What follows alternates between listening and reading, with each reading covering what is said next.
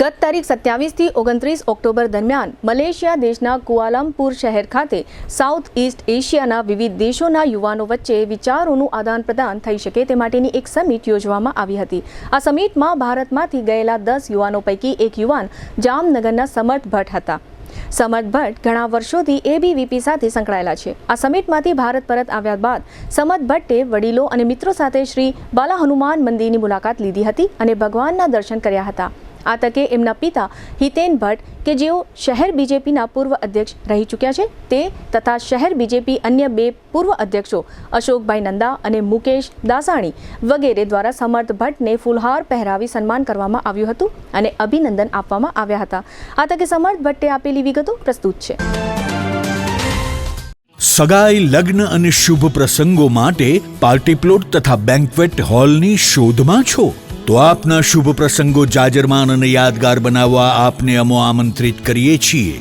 Royal resort. આ ભવ્ય અને દિવ્ય રોયલ રિસોર્ટ કુલ 4 લાખ ચોરસ ફૂટમાં પથરાયેલું છે। 70,000 ચોરસ ફૂટ અને 8,000 ચોરસ ફૂટની વિશાળ જગ્યાની લોન્સમાં 2 વિશાળ પાર્ટી પ્લોટ, 10,000 ચોરસ ફૂટમાં લાઇટથી જગમગારા મારતા બ્યુટીફુલ ઝુમ્મર સાથેનો ભવ્ય બેન્ક્વેટ હોલ, હલ્દી રસમની અને પૂલ પાર્ટી માટે વિશાળ સ્વિમિંગ પૂલ, વરકન્યાના અલગ અલગ રૂમ સહિત 28 રૂમ। બેન્ક્વેટ હોલમાં 1500 અને પાર્ટી પ્લોટમાં 3,000 મહેમાનો એક સાથે પ્રસંગ માણી શકે તેવી સુપર વ્યવસ્થા।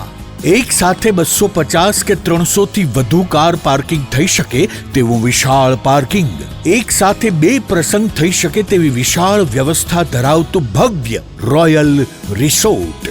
આપના પ્રસંગને દીપાવવા અને યાદગાર બનાવવા માટે આજે જ મુલાકાત લો। રોયલ રિસોર્ટ, ખીજડીયા બાયપાસ ચોકડી, રાજકોટ હાઈવે, જામનગર।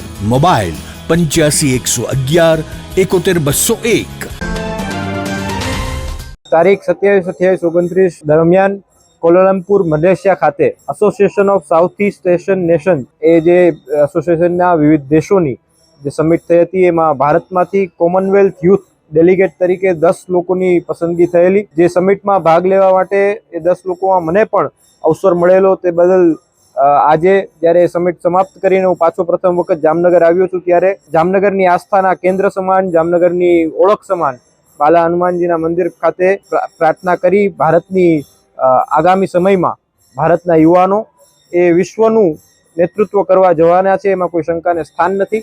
આ સમિટમાં પણ ભારતીય યુવાનો 10 હતા, પરંતુ આખા વિશ્વને અને ત્યાં ઉપસ્થિત તમામ દેશોના નાગરિકોને પણ ભારતની ઉપર જે વિશ્વાસ હતો એમની આંખોમાં પણ દેખાતો હતો, એમની વાતોમાં પણ દેખાતો હતો। ઓપોર્ચ્યુનિટી માટે આ જે મોકો મળ્યો છે એના માટે મેં પ્રભુશ્રીને અને પ્રાર્થના કરી છે અને હું આવનારા સમયમાં પણ ભારત માટે, દેશ માટે, સમાજ માટે કંઈક ને કંઈક કરવાની શક્તિ, કંઈક ને કંઈક પ્રેરણા મળતી રહે એવું મેં આ પ્રેમ ભિક્ષુજી મહારાજની સમાધિ ઉપર પણ દંડવત પ્રણામ કરીને પ્રાર્થના કરી।